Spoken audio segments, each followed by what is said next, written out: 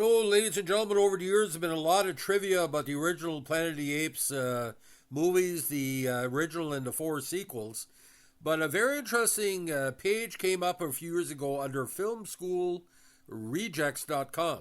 It was called 24 Things We Learned from the Planet of the Apes commentary. Now, this is not your typical IMDb trivia, but the commentary from the movies. This was more information that came out. Now, I got intrigued by this article because in the early scenes where the scarecrows are atop the rock face and Charlton Heston noticing them, we don't know if the apes had put up the scarecrows to scare people away from the Forbidden Zone, or the mutants from the Forbidden Zone captured apes, skinned them alive, and made the scarecrows. So that's kind of talked about in the commentary.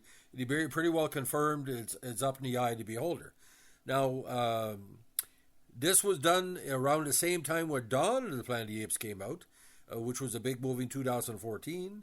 The high-budget prequel-sequel would never have been possible without the original film series from the 60s and the 70s, and of course the TV series, the cartoon series, the magazine series, the comic book series, etc., etc., etc. Now, the Planet of the Apes Blu-ray features multiple commentary options, including a recorded track with Roddy McDowall, Kim Hunter, and Natalie Trundy, as well as makeup artist John Chambers. Spliced together by existing interviews, there's more of a voiceover through the movie. To augment the commentary, there's a text commentary provided by Eric Green, author of the book Planet of the Apes as American Myth. That's enough to shake a fist at. Now, the original movie, Roddy McDowall, Kim Hunter, Natalie Trundy, and John Chambers. The commentary on the Blu-ray includes excerpts from Planet of the Apes as American Myth, author Eric Green's text commentary. Now, producer Jacob secured a right to Pierre Boulle's 63 book La Planète des Singes, or The Planet of the Monkeys, before it was published in the English language. Boulle never thought he could make a movie out of it. In 1965, head of 20th Century Fox Richard Zanuck funded the makeup tests to the tune of $7,455, almost $54,000 today's money, to prove that talking apes could be taken seriously. And you had Brolin, Edward G. Robinson, Charlton Heston. Again, it's been out there for a number of years. Now, originally, Jacobs did not know how to budget a film, so he asked the makeup artist John Chambers his opinion. Chambers suggested it would cost $500,000, which was a heavy figure back then. The film ended up with a final budget of $5.8 million, which is close to, again, about $60 million in 2024 dollars. Now, the infamous desert scenes after the spaceship crashes were the first one shot. The production considered Monument Valley, Texas, and Hawaii as potential locations. Monument Valley was rejected because it was too recognizable from the many westerns that were shot there. When they finally shot in the American Southwest, the heat was so bad that several members of the cast and crew fainted, sort of what happened with the early episodes of The Twilight Zone. Now, the scarecrows that the astronauts discovered were supposed to be noted as being the first sign of intelligent life. Similarly, a deleted line later in the film talks about how they delineated the borders of the Forbidden Zone. Again, we're not sure that the gorillas had put it up or it was the mutants. It's a matter of conjecture. Now, when Taylor, Charlton Heston says, "to hell with the scarecrows," when you discover water, the studio wanted to cut the word hell to make the scene more family-friendly. Forget the fact that pretty much we see Heston's wang in the next scene. And yes, you do, when he jumps into the water, just like the alleged Patrick Swayze People magazine photo. Now, Nova, played by Linda Harrison, no patronage there. And the other women were scripted to be bare-breasted, but the MPAA said absolutely no way to this. Now, several journalists of the day were cast as background gorillas throughout the film to ensure they would write about the production. Good idea. Now, in the book, all apes are pretty much considered societal equals. However, the movie sorted them into castes, when the gorillas handling grunt work and labor and wartime, the chimpanzees being scientists and artists, and the orangutans, the whitest of the bunch, became the politicians and lawgivers. This was so ingrained in the fabric of the film that the actors and actors ended segregating themselves during mealtime and breaks, only socializing with each other's species. Roddy McDowall talks about that in his documentary. Now, the filmmakers heavily debated the fact that the apes speak modern English, which Taylor understands, a clue that are actually unearthed. Now, in the original script, the apes were meant to have their own dialect, which Taylor learns while mute, so the audience understands the language, which would be presented as English when he does. Now, not only did McDowell and Hunter spend time at local zoos studying the behavior and mannerisms of apes, They practiced speaking through the ape makeup in front of the mirror. Eventually, they taught the rest of the cast the best way to articulate the facial appliances. Now, if you see, I think Roddy McDowall and some other the actors, they were taught how to talk through the mask or make it sort of like a combination of a Muppet and like a Jim Henson creation. Now, on set, the actors playing chimpanzees were jealous of the other apes because the gorillas and orangutans did not have exposed ears, which meant less time in the makeup chairs. Extras were giving pullover masks, especially in the second movie, rather than appliances glued to their faces, unless they had a close-up schedule that really shows in the second movie. Now, the makeup on the apes was so complex that they were only supposed to eat soft foods and milkshakes. The actors who smoked were provided with cigarette holders to avoid cigarette contact with the appliances. Now, Chambers had to often redo actors' makeup when they ate solid food against his advice.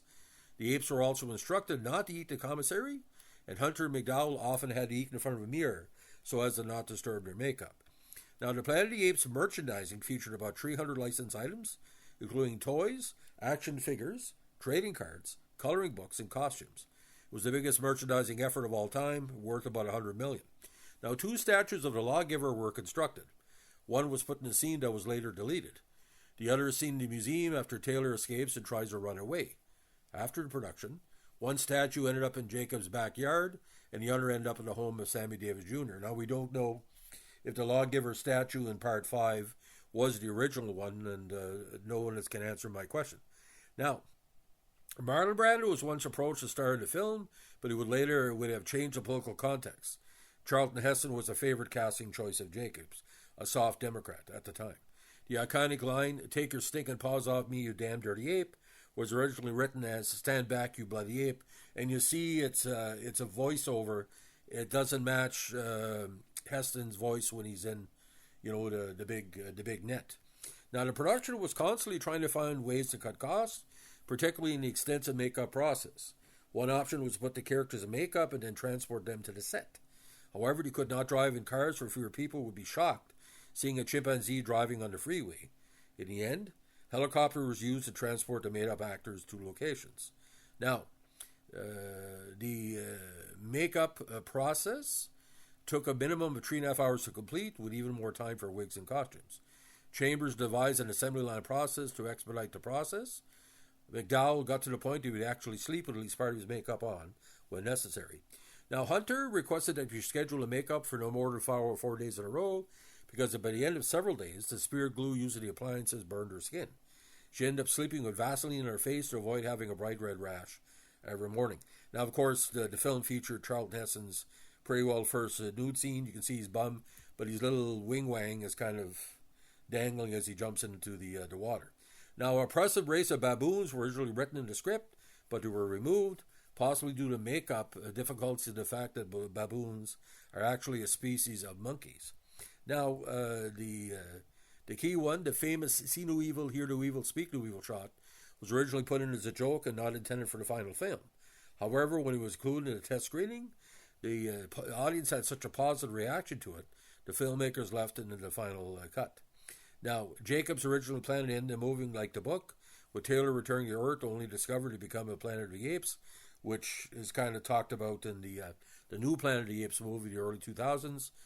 Boole loathed the ending of the film, wrote a letter of protest to Jacobs during pre-production. Now, some of the key lines in the commentary: Hunter was fascinating working with human beings. McDowell said, "I never felt like I was, quote, a chimpanzee." Hunter said, "I sort of forgot what Roddy looked like during the shoot because we become so accustomed to seeing each other as chimps that the rest of it disappeared." And of course, both of them showed up later on, not in the same episodes, in Columbo, in key episodes that where Roddy McDowell was a mad bomber and Kim Hunter was almost framed by Ross Martin. Now, as a standalone commentary track, the actor-filmmaker commentary is extremely sparse. Considering McDowell passed away in the late 90s and Hunter passed away a few years later, these were not full-blown recording sessions. Now, and the information from McDowell and Hunter's was stripped by interviews and edited an occasional tidbit of information. Now, the text commentary from Green offers much more detail and production insights, though it too shows up intermittently. Composer Jerry Goldsmith also provides a commentary track about the music production, but that's much more limited in scope. Now, as a fan of the Planet of the Apes series, for many, this was worth listening to and reading simultaneously, but it's not a great commentary presentation overall. Again, purely for the committed, but a lot of people don't really like commentary tracks on what is considered the greatest invention of all time for movies, DVDs, which is kind of an old hat now. It's hard to believe. But the commentary tracks are just one per person's opinion. As a podcaster and movie essayist, I can tell you this, ladies and gentlemen. The first movie, 3.5 stars. The second movie, 3 stars. The third movie, 3 stars. The fourth movie, my favorite, which is Blaxploitation, I give that 5 full stars, and especially the unedited version. And again, number 5 was just like a TV movie. So numbers 2, 3, and 5 felt like TV movies, but number 1 and number 4, especially when Caesar chooses his own name, which I think is one of the highlights. But Ricardo Montalban as, why would he bring Caesar to the city? Pretty weird. Just like the Scarecrows, didn't make any sense. And like I'm saying to myself, I'm watching this the first time. I think I was no more than 5 years old. And I went to my dad and said, what's going on with the Scarecrows? And he said, I don't know either. Because it was just up there in front of them. So if you like Planet of the Apes, this is some tidbits for you. You never go wrong with your favorite movie learning about more information. There's a lot of stuff on The Godfather, Godfather 2. Like there's a whole bunch of essays on The Godfather, a whole bunch of essays. See, I grew up in an era, now I'm going to be completely honest with you. You got the Planet of the Apes series. You got the Columbo series. You got Night Gallery, okay? You got The Godfather, later on Star Wars, and later on Superman. So from 1966 into 1983, 17 years of movies that in 2025 still have a major impact.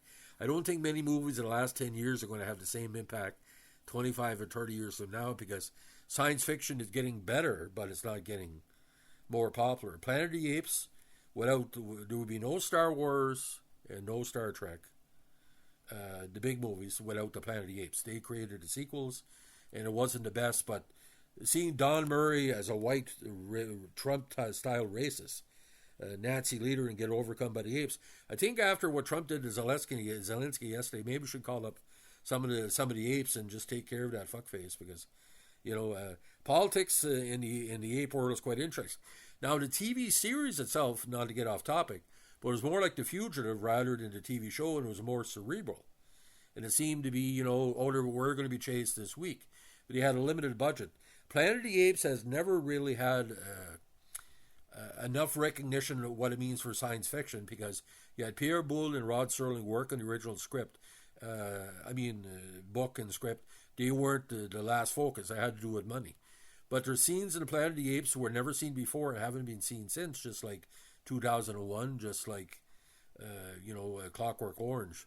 It's a classic in so many ways because it was a kids' movie, and the women liked it, and the men liked it, and, people like Charlton Heston, he was a science fiction king at the time with Omega Man and Soylent Green. What an era for science fiction with Charlton Heston. 3 big movies. That's the only thing I can compare it with is Harrison Ford having Witness and Blade Runner and Han Solo and Indiana Jones within 6 years. Tremendous. So, ladies and gentlemen, if you like the Planet of the Apes, this is for you. If you've never heard of it before, maybe it's a little bit of learning experience. If you like what you're doing here with our Planet of the Apes podcast, let us know with a like, comment, subscribe, or share. Bye.